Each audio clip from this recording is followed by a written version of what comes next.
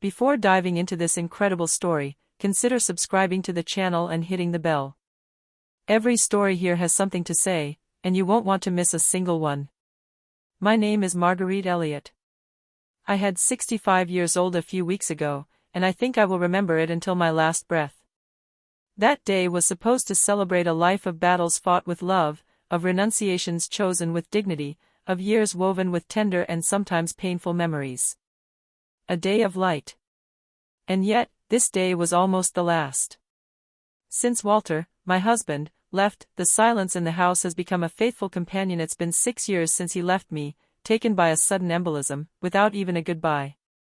He was a professor of modern history at Yale University, passionate about the French Revolution, and about mine, he said laughing. His passing left me empty, but I held on. Because I'm one of those who hold on. For my 2 sons. For myself. To honor what we built. Our house, at Fairfield, is a haven of peace, a red brick house with green shutters, which exudes the warmth of a home forged by decades of complicity. The garden is my kingdom. I tend it myself, trimming the hedges with a patience I never had for arguments, and planting the rose bushes that Walter loved so much. In each room, there are traces of him, his books, his scribbled notebooks, his favorite armchair by the bay window. And then there's the kitchen, the beating heart of this house. I still bake bread there every Saturday morning, out of habit. The smell of warm sourdough and cinnamon permeates the walls, just as memories permeate my heart. This year, Julian, my eldest son, had insisted to organize my birthday party. He had called me a month earlier, his voice almost too cheerful. "Mom, you're not going to do anything yourself this year. Leave it to us, you deserve to be spoiled." I accepted, touched. Perhaps even flattered. Despite our distant relationship in recent years, I believed it was a sincere effort. He arrived with his wife, Elena. Always impeccably made up, always perched on her heels as if the ground horrified her. She kissed me on the lips, as if she were trying not to smudge her lipstick. She is beautiful, certainly, but cold as a museum room. An icy beauty, without sparkle or warmth. Her smile never touches her eyes. She is the kind of woman who wipes a glass of wine for 5 minutes but never drinks what is served to him. Michel, my youngest son, arrived later. With him, everything is simpler. More real. He doesn't talk much, but his look says it all. He brought his 2 daughters, Lucy and Anais, who ran towards me as if they were finding refuge. They hugged me with a spontaneity that almost made me cry. The party was held under the veranda, decorated with hanging lanterns, golden balloons, of fresh flowers. A white tablecloth adorned the large table. Scented candles diffused a scent of vanilla and lavender. It was beautiful. Too perfect. There was something hushed, almost frozen, in the air. Like a staged set. Then Julian placed a box in front of me, delicately wrapped in satiny ivory paper, tied with a wine-colored ribbon. He had this smile that I didn't like about him, the one who hides something. "It's a rare wine, Mom. An Italian wine. You deserve the finest." I thanked him. I've never been a great wine lover, but I appreciate thoughtful gestures, especially when they come from Julian, who is so often distant. The bottle was strange, no official label, just a handwritten sticker, a little crooked, red of Venice. This intrigued me. "Do you know this area?" I asked. "Not really, but I've been told it's exceptional. Apparently very few bottles are put into circulation." He said this with a slightly forced pride, as if he wanted to sell me a well-wrapped lie. Then he has insisted that I taste it immediately. I wanted to wait for dessert, but he got up, took a corkscrew from his jacket pocket, a curious detail, and uncorked the bottle with almost ceremonious gestures. He served the wine in a crystal glass. Deep red, almost black. A strange smell escaped from it. Something sour, earthy. I raised the glass to my lips. One sip, just one. The taste, bitter, metallic. Like copper. A taste that has never left me, even after putting it down. My stomach tightened slightly. But I smiled, so as not to spoil the moment. That's original, I said. No one else wanted to try it. Julian pretended he preferred champagne. Elena declined with a simple shake of her head. Michelle turned to me with a worried look. And me, I already felt something false floating in the air. 2 hours later, the party was slowly drawing to a close. The guests had begun to file out, leaving behind muffled voices and quiet laughter. The veranda, once bright and lively, now seemed enveloped in a gentle melancholy, and almost oppressive silence. I sat in an armchair near the table, trying to gather my thoughts, when suddenly I felt a dull oppression in the chest. My heart began to beat faster and faster, as if it wanted to escape from my ribcage. A strange warmth invaded me, then an icy cold ran down my spine. My head began to spin, the room began to flicker before my eyes. Michelle's blurred face approached, worried, but I could no longer see him clearly. Sounds became distant, muffled, as if filtered through a thick fog. I stood up, searching for support, but my legs refused to carry me. The ground gave way beneath my feet, and the last thing I remember before losing consciousness was Michelle's panicked face trying to hold me back. I woke up 2 days later in a hospital room bathed in cold, artificial light. The antiseptic smell stung my nostrils. My head felt heavy and painful, and every movement took an immense effort. A nurse with a gentle smile approached my bed. She took my hand with an almost maternal delicacy and whispered, "Mrs. Elliot, you were very lucky. What happened to you could have been fatal."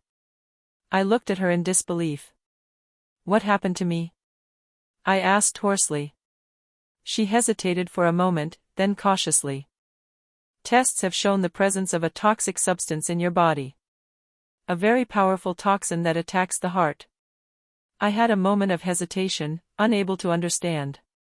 "Food poisoning? An allergy?" She shook her head gently. "No, ma'am. It's not something found in food. It's a substance called digitalis." This word echoed in my head like a death knell. Digitaline? Yes. It's a very discreet poison, almost undetectable. It acts slowly on the heart, causing heart rhythm disturbances that can be fatal. A lump formed in my throat. I felt my hands tremble, my breathing quickened despite my weakness. "Anne, how did this happen?" The nurse looked away. "The police have been alerted, madam. They have opened an investigation." I felt an icy cold wash over me, even colder than the cold in the hospital room. I thought of Julian, of the bottle of wine. That gift, that gesture, so seemingly perfect. A shiver ran through me. Someone had wanted to hurt me. Someone I knew. Michel, my youngest son, had stayed by my bedside, barely sleeping. He spent his days in the stiff armchair next to my bed, watching me, worried, silent. Sometimes I saw him clench his fists. Other times, he would take my hand, like a child clinging to a truth he no longer wants to keep quiet. 3 days after I woke up, when the doctors were finally talking about letting me go home, he looked down and said to me softly, almost reluctantly, in a broken voice, "Mom, I have to tell you something." I looked at him, surprised by the tension in his features. "About Julian." He paused. He hesitated. Then the words flowed out, all at once, unrestrained, as if he had been holding them back for too long. "He's riddled with debt. He's been for months. He's lost a lot of money in shady investments, phantom startups, cryptocurrency projects set up by shady friends. He didn't want to tell me anything at first, but I overheard him on the phone one day, begging a credit agency for an extension. He lowered his head, almost ashamed to be Julian's brother. He even tried to sell Dad's wedding ring, the one you keep in the little blue velvet box on your dresser. I felt a dull ache go through me. Walter had never taken off that ring during his lifetime. The idea that Julian could have considered turning it into money sounded like a sacrilege. He backed out at the last minute, I think. Or maybe he didn't find a buyer. But the worst part, Mom, the worst part is, I recently learned that he asked, in secret, a copy of your will to Maître Reynard. I froze. Such a request couldn't be innocent. When? I whispered. 3 weeks before your birthday. He wanted to know what would come back to him. I said nothing. But everything inside me slowly collapsed. Mother's love is a fortress, but some betrayals are capable of cracking its foundations. And then, like a wave returning to hit the beach with more violence, I remembered the words of Elena, these little sentences thrown like needles wrapped in velvet. Don't you think this house is way too big for you alone? At your age, you start thinking about lightening things up, right? I had taken them for simple clumsiness. A bit of dry frankness. But in reality, these were signals. Warnings. And I hadn't seen anything. A few days later the police came to the hospital. Discreetly. Professionally. They had received the first test results. The wine Italy offered by Julian, this red of Venice, was indeed the main object of their investigation. The bottle contained a high dose of digitaline, a poison that causes heart rhythm disturbances, sometimes fatal, especially in the elderly or frail. It was a quantity far too precious to be accidental. And above all, a chilling detail, the technicians noted Julian's fingerprints on the cork, but not on the glass. He had handled the bottle, but had never touched the contents. Nor tasted it. Not a drop. He had served the wine with grace, almost with pride. But there was nothing innocent in his gesture. It was premeditated. When I heard this detail, an image came to mind, Julian, a few days before the party, alone in an office or kitchen, opening the bottle, slipping in a colorless, odorless substance, then carefully closing it. The precision of a man motivated not by rage, but by cold calculation of what he might get. And I, his mother, had become an obstacle. A simple link to remove. Today, I went home. The house, though familiar, seemed different to me, heavier. Quieter. As if the walls themselves bore the weight of what I had just been through. I crossed the threshold, pressing my hand against the doorframe, as if to feel that this was all real, that I hadn't just emerged from a nightmare. Weak, but alive. That's what I whispered aloud, alone, facing my reflection in the hallway mirror. A thin, pale woman, with drawn features, but standing. I was still there. The very day of my return, I had all the locks changed. Front door, cellar, garage, even the gate.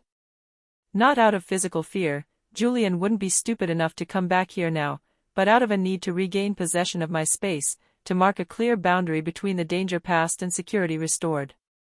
Then I made another decision, one of the most painful of my life. I changed my will. I called Master Reynard, my longtime notary, an upright, discreet, almost fatherly man. He didn't ask any questions. He simply asked me. Are you sure, Mrs. Elliot? I didn't hesitate.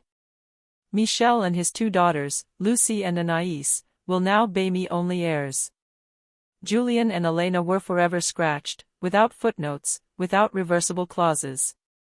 Just a cold, official silence, which will take their place in my wishes.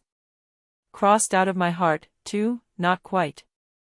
Because a child's betrayal never truly fades. It takes root, she hollow, she stay, like a stone in the bottom of the stomach that we learn to carry, but which we never digest. My lawyer immediately initiated emergency proceedings to freeze all of Julian's access rights to my property, including the house, accounts, valuables, documents. The criminal investigation, however, follows its course.